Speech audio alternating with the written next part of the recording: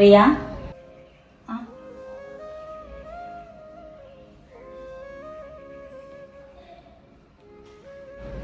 ആ ഈ ഇവിടെ വന്നിക്ക. ഞാൻ റൂമിലൊന്ന് നോക്കിയപ്പോ കാണാഞ്ഞപ്പോ വന്ന് നോക്കിയതാ. എന്താ ഇവിടെ ഒറ്റക്ക് നിക്കണേ? ഞാൻ അവിടെ റൂമില് വെറുതെ ഇങ്ങനെ ഇരുന്നപ്പോ കുറച്ചേരം ഇവിടെ വന്ന് നിന്നതാ. ആ അത് ശരി. അല്ല എന്റെ ഫോൺ എന്തേ? ഇപ്പൊ കുറച്ച് ദിവസമായിട്ട് എന്റെ കയ്യിൽ ഫോണിനെ കാണില്ലല്ലോ. മറ്റേത് എപ്പോഴെങ്കിലും ലീവ് ഉണ്ടാവുമ്പോ എന്റെ ഫ്രണ്ടില്ലേ എന്താണ് ആംന, ഓള് കോൾ ഇടക്കിടക്ക് കാണാലോ. ഇപ്പൊ ആരും വിളിക്കുന്നതും കാണാനില്ല.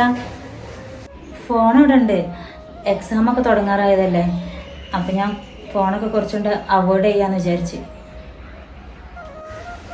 മതി റിയ ഒഴിഞ്ഞു മാറിയത്. കാര്യങ്ങളൊക്കെ ഞാൻ അറിഞ്ഞിക്കണം.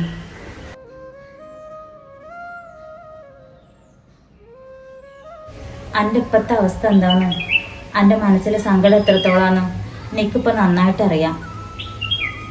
എനിക്കെന്ത് സങ്കടം? ആൻറ്റി എന്തൊക്കെയായി പറഞ്ഞു? ഇജിഞ്ഞൊന്നും പറഞ്ഞു ഒഴിഞ്ഞു മാറണ്ടറിയാം. എന്നോട് സൽമാത്ത കാര്യങ്ങളൊക്കെ പറഞ്ഞേ. ആൻറ്റി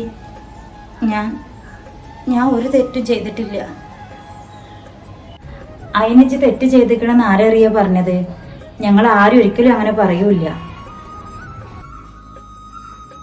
അനക്കൊരാളോടൊരു ഇഷ്ടം തോന്നിപ്പോയി എന്നുള്ളതൊക്കെ നേരാ. അതിച്ച് കരുതും പോലെ അത്ര വലിയ തെറ്റായിട്ട് ഞങ്ങൾക്ക് ആർക്കും തോന്നിയിട്ടില്ല. അതിപ്പോ ഇക്കാലത്ത് എൻ്റെ പ്രായത്തിലുള്ള ഒരുവിധ ആൺകുട്ടികൾക്കും പെൺകുട്ടികൾക്കും ഒക്കെ ഉള്ളിൽ തോന്നിപ്പോണ ഒരു കാര്യം തന്നെയാണ്. ഒന്നുമില്ലാന്നുണ്ടെങ്കിലും ഒരു കല്യാണക്കാര്യം വന്ന സമയത്ത് ആ കാര്യം ആദ്യം തുറന്നു പറഞ്ഞത് എൻ്റെ അമ്മാനോട് തന്നെയല്ലേ. അതൊരു ചെറിയ കാര്യമില്ലല്ലോ.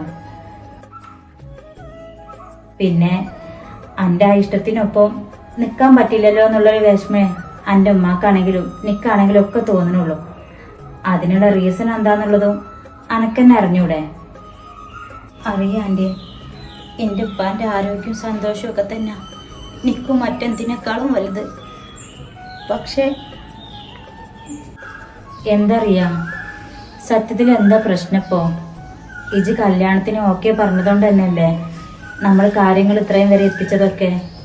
പിന്നെ അന്നെ അലട്ടണ പ്രശ്നം എന്താപ്പോ? അജൂക്ക് ഒരു പാവ ആൻറ്റി.